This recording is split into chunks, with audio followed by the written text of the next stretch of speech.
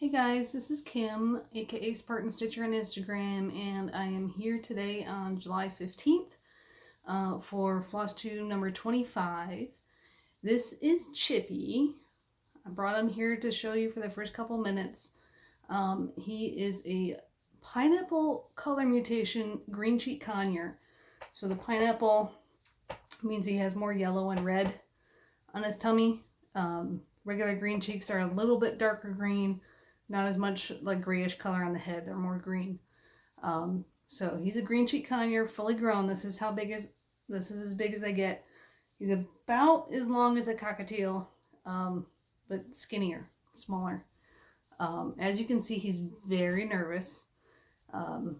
We can handle him, but he doesn't really like it. He, is looking towards his cage to see how can he get back there. He is clipped, so he can't fly. He can only glide down to the floor without hurting himself. And if I bring him a little closer, people on Instagram would have seen pictures of him. There, he's nervous. He does, I can't get him close enough so you can see. Come here, you little turd. Look. He's like, you can't reach me. You can't reach me.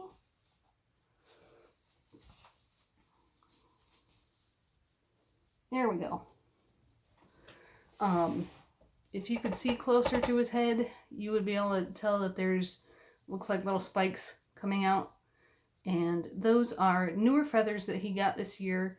When birds get feathers, they're covered in a very thin keratin sheath. That they preen off themselves on the rest of their body, but obviously they can't reach their head. Now, Hopper and most other birds allow people or other birds to preen that for them. Or if I give Hopper some foot toys, he'll hold his foot up and go like this and help scratch him off himself with his own foot. But he also loves for me to help him. The only thing is when the feathers are still growing in, and those new feathers have blood in the hollow sheath in the middle, they're quite tender and it can be uncomfortable. So the bird will tell you if you're trying to mess with a feather that's not ready to be unsheathed yet. Chippie does not like his head touched, unlike most birds.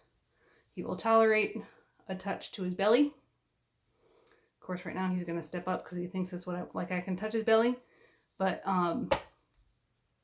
you really shouldn't touch a bird anywhere else other than its head and neck, because anything else could be construed as a sexual touch to them, and you don't want to sexually frustrate your bird. So there's a little bit about Chippie. He's quiet right now because he's really nervous. All subspecies of conures are very noisy birds, and even though this bird isn't as loud as Hopper, he chirps and yells and squeaks constantly, and it is very annoying to us because we're not used to that much bird chatter. I've bird sat parakeets before in my house. He just pooped on me, and that didn't bother me. I've babysat cockatoos, which are much louder than Hopper. And while that's loud, it's for a very short amount of time. But this guy is like a medium loudness and just constant, except at night. So he's got a couple more days with us, and then he goes home to his family. But the girls have enjoyed him being here because every morning we get him out and they can handle him for a few minutes before he goes back to his cage. So that's Chippie. Now I'm going to pause this and take him back and clean up the bird poop on my shorts. Okay, so let's talk about the stitching from last week. In the School of Magical Stitches and Literature, the homework was number 12, Grimald Place. So you had to choose 2 out of 3 numbers on your whip list album and put in 500 stitches. Either number 1, number 2, or number 12. And I chose 1 and 12. 1, which is Camelot, and I'll show you that later. And 12, because it was quick and easy, was Hogwarts travel poster. and I had to finish up this rock or cliff, and then I was going to go down into the water.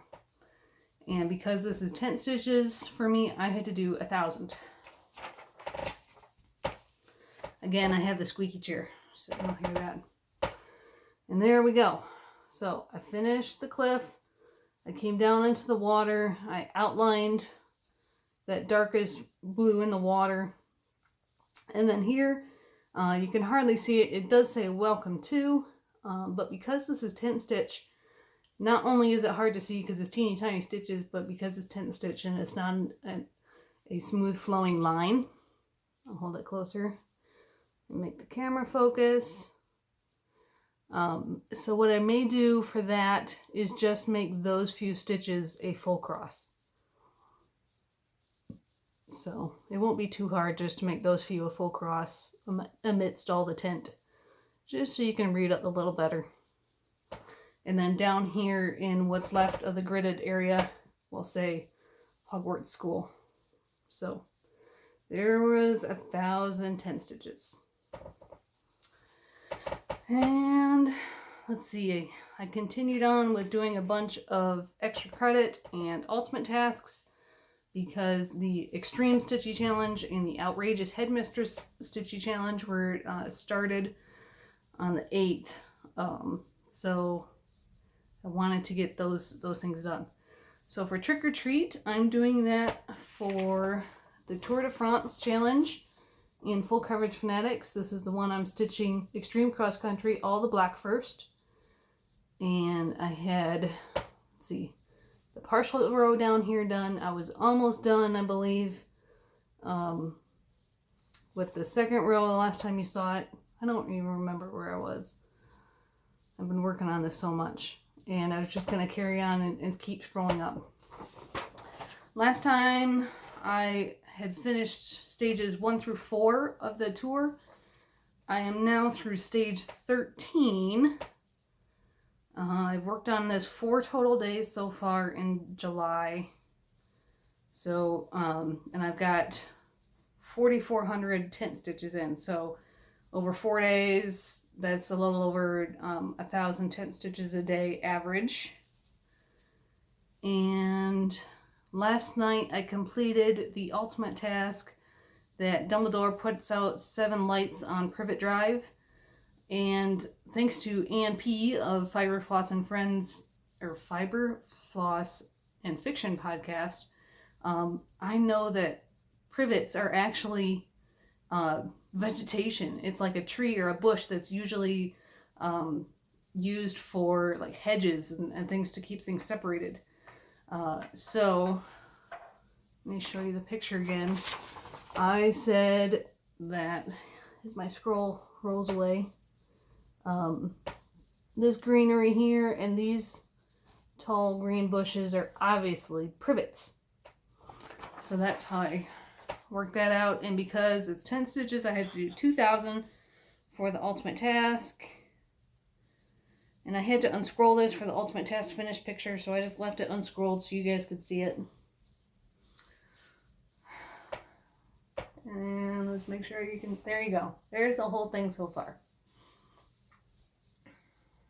So, that is the top of the, I believe it's the top, or just shy of the top of the iron fence post. So, right here is your page break of the row that I just finished. You can see, okay, so there's one pumpkin face here with the dragon sitting on top of it. There's one pumpkin face here, and another pumpkin face here where he's looking down. So eye, and mouth like a surprise face, like when he's looking down into that lower corner. And then on this iron fence, I've got to finish this one, and then there's another partial, and then I'll get into the cobblestone fence post and see where that takes me. Okay, so that's 4,400 of the 7,200 that I need to do for By the Numbers this month. Again, it's just under 7,000 that I need to do for the tour. This week's homework in the School of Magical Stitches is Professor Umbridge. So we're working on tasks and things that she likes. So there's the color pink, tea and teacups, kittens. There's a cat. There's one cat here, and then there's another cat up here behind the fence. So this will be my kittens piece because full-grown domestic cats were approved. And then a design that starts, the name of the design starts with one of the letters in rules, and then a name of a piece whose designer starts with one of the letters in the word strict. So I will be using this for kittens and also for strict because this is by Randall Spangler. So I got two of the letters in there, R and S. So there you go. There's where I'm at.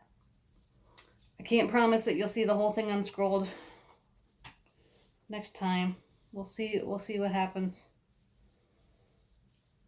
We'll see where I'm at with the stitching. So that'll be, since I'm done with the ultimate test on that one, I can go ahead and start with the homework on that straight away. Let's see, Angel.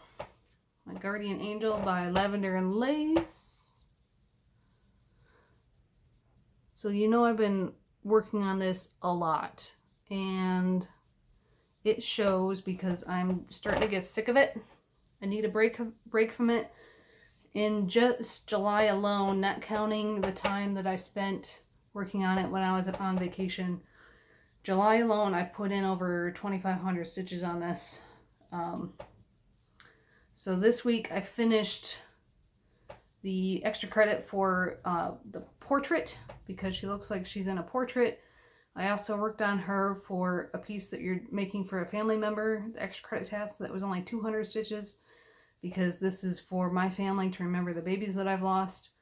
And then I also started one of my last ultimate tasks, which is the 7 Potters. And I linked that because in the Battle of 7 Potters, they were all making their way to Hogwarts using any method, any flying method possible, whether it was Thestral, flying motorbike, or broomstick. And she obviously has her own wings. I am 800 out of 1,000 stitches into that, so I'm very close to finishing that task. But I'm sick of this. I need to put it down at least for a few days.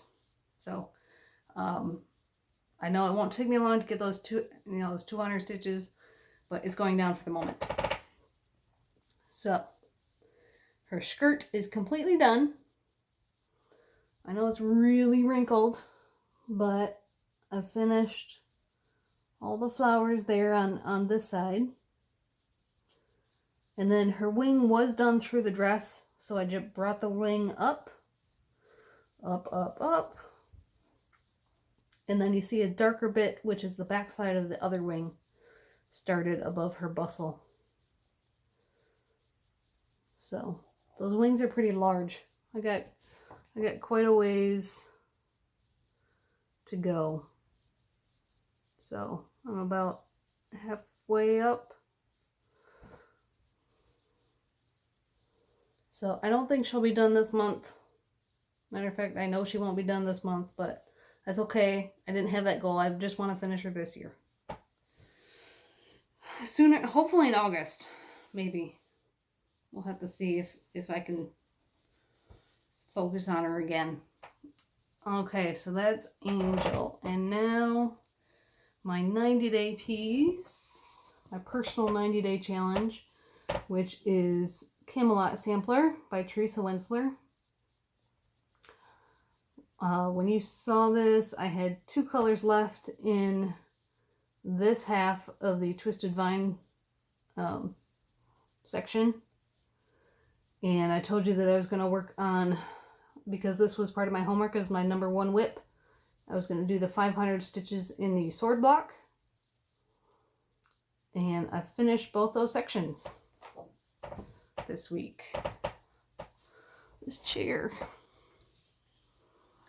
Okay, so I did the 500 in the sword block for homework. And then I also finished, because I was in the process of doing the ultimate task of Zabini's mom, got married 7 times on the Twisted Vine. So I finished that. And then I finished that after I did the homework on the sword block, and then I had to do a little bit more of the sword block to finish Zabini's mom. So, let's see, make sure you can see this. Twisted Vine is done. I've removed the gridding. Sword block is done. Back stitching that 1/1 in the sword was not fun. Just because it was hard to read the chart to distinguish the back stitch lines from, the 10 by 10 grid lines. And then, because this is Teresa Wentzler, there are tons of colors. Even though that's all different shades of gold, there are tons of golds in there. And just, I was using a size 28 needle, but it was still getting hard to stick my needle through the fabric for the back stitching. And then last night and this morning, on Arthur's block, I had this green bit done and some of the gold. And I was dreading working on Arthur because I thought, oh no, now it's back to the blended threads because it's over 2. When I should have been saying, yes, we're back to over 2. I got all of this done. All the purple, finished up the gold in here in his collar. I got all that done in 45 minutes last night and then this morning. So his body is done. His hair will be over 2, but his face and crown, I believe, are over 1. Like Guinevere. Is Guinevere? Yeah. So hair's over 2. I think the hair above the crown is also over 1. So just hair around his face is over 2. And then his face, crown, and top of his head is over 1. And then I also have the bits of greenery here in the corners and the 1/1 greenery here plus his name. So that'll be what's left for Arthur. And then I will scroll this one up and start working on the jousting scene. So, besides the task on Angel for the 7 Potters, my last remaining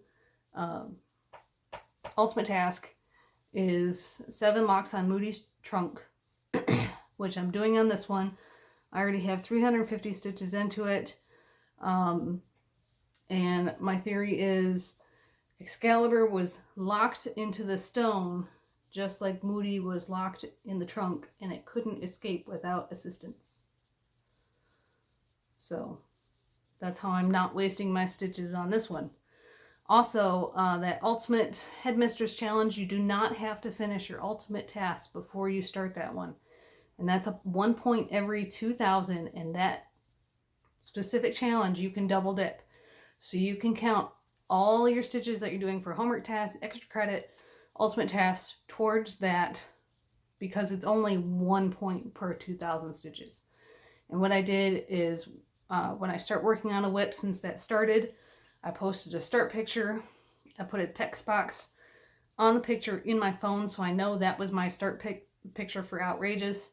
And I keep a sheet of paper in, the project bag for each whip. So as I rotate, I can see my running tally of stitches and then stop when I reach that 2,000, take a picture, post it to that event, probably put another task or a text box in it with a date so I know which picture to keep on my phone as a reference, and just keep going that way.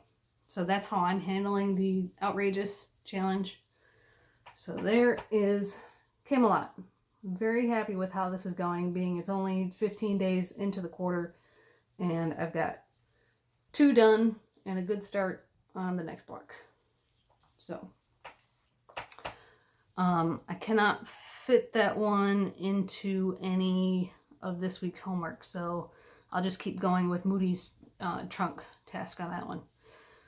So for the homework, for my pink. Your stitches actually have to be in pink for that one. So I am going to work on Pretty Little Paris.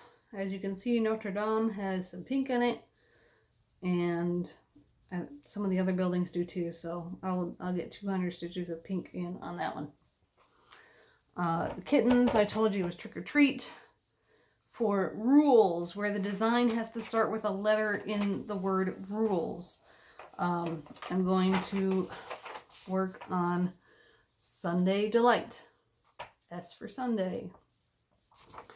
So I'll get back to the banana page. On that one, it's only 200 stitches, so that's 410 stitches for me. And so we'll see a little more on that page. And I don't know if... Okay, so because this was one huge block of color, I just took it out into the next pages. So your page lines are right there where you can see them. So that's why I also extended my gridding past where that one page is, so that I can, you know, feather out and take colors into the surrounding pages. So I'll put 410 stitches on that one. And then strict, I told you, is Trick or Treat. I only have 4 extra credit left for July and August, 4 tasks. The first one is, let me find the right pile, is 500 stitches on your largest whip. All that, of course, is super size color expansion museum shelf. And I only have that partial page down here done with the dinosaurs. I don't know if I'll get to that this week, but, you know, I can never tell anymore how much I'm going to get done in a week. So here's things that are on my radar to do. So I need to do 1,010 stitches on this one for the following page. Let's see, 500 stitches in flame colors, red, yellow, and orange. And then there's also 500 stitches in a piece with a Christmas theme. Now, if you follow me on Instagram, you'll see that I posted a poll in my stories to ask which Christmas piece I should start. And the cooler design piece had the most votes. But I'm thinking I might actually do both, just because I'll do one for the Christmas theme and one for the flame colors. So the cooler design piece, I don't know if I can bend this book so I can actually see when I'm talking about it. This is the Santa Christmas sampler. And this is by Donna Cooler. You can also get it on their website as a PDF. Donna Cooler's 555 Christmas cross-stitch designs. I got this in like a half-price books store, I believe, or a thrift shop. So I really like that one. And what I've got for this piece is gingerbread. That Picture This Plus in Lugana. So I think having the gingerbread background will really make everything pop on there. So that'll be a start some point this month, if not this week. And then the other one that you had to choose from was, because it is Joan Elliott July, and I really like that idea, and I want to participate, I just never seem to get around to it. So these are Joan Elliott's Roly Polies, and I would do Mrs. Claus or Santa, because they have flame colors, and obviously they're Christmas. This is in Christmas Cross Stitch Treasures. I got this one at Joann's way back when. I don't think they carry it anymore. And I have perforated plastic to do these on.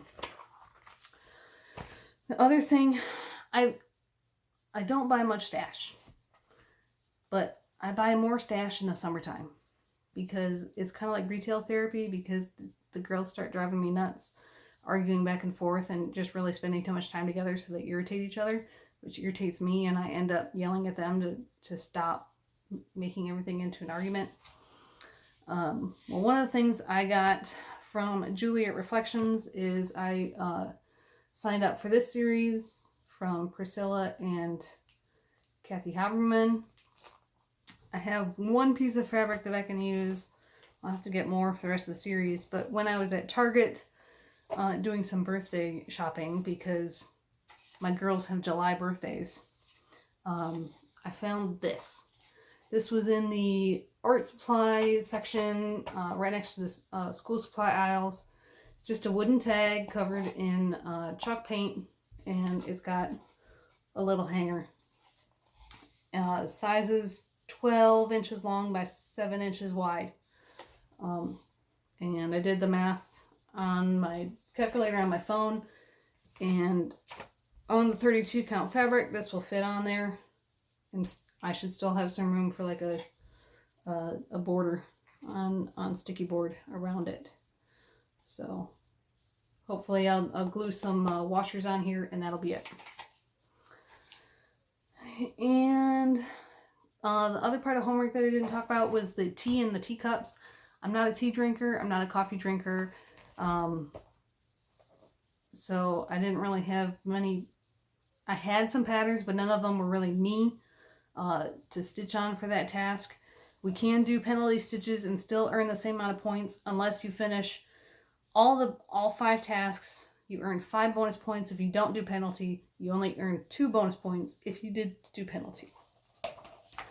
I was going to do penalty, but then someone posted a finish of this today on Stitch Mania, and I knew I'd seen it before, so I looked in my magazines and I found it.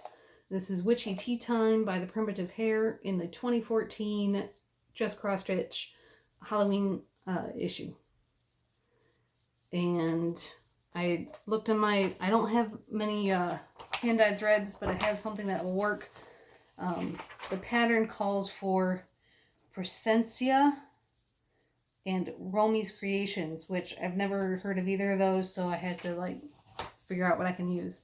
My plan is right now to use Fiddler's Ada, but ENP says that I'm getting something in the mail today or tomorrow or thereabouts, so I'll have to see what's in the mail.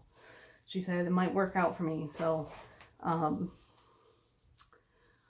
also a thank you to Mocha, the Millennium Stitcher. She pointed out something to me in one of my previous videos a couple weeks ago where I did all that stitching on Sunday Delight, but I didn't. She said you could have used that for homework. Why didn't you use that for homework instead of just focusing on your goal for full coverage fanatics? And I'm like, usually I do try to, use can't even talk. Count, use things for more as much as I can. And so I looked at it and thought about it and dug up my pictures, and I still had before and after pictures. And so I was able to, because I did 2,500 tent stitches, so that's enough for an ultimate task. That's more than enough. So I put those as an ultimate task for 7 Weasleys, because Charlie Weasley works with dragons. And these guys are absolutely troublemakers, so that works. So the 2 ultimate tasks that I have in work on Guardian Angel and Camelot are the only 2 I have left, if I didn't say that before. Now, let's talk about the elephant in the room. I know you all are wondering if my husband made Lieutenant Colonel, and he did not. You probably guessed that because I would have been going crazy and being much happier.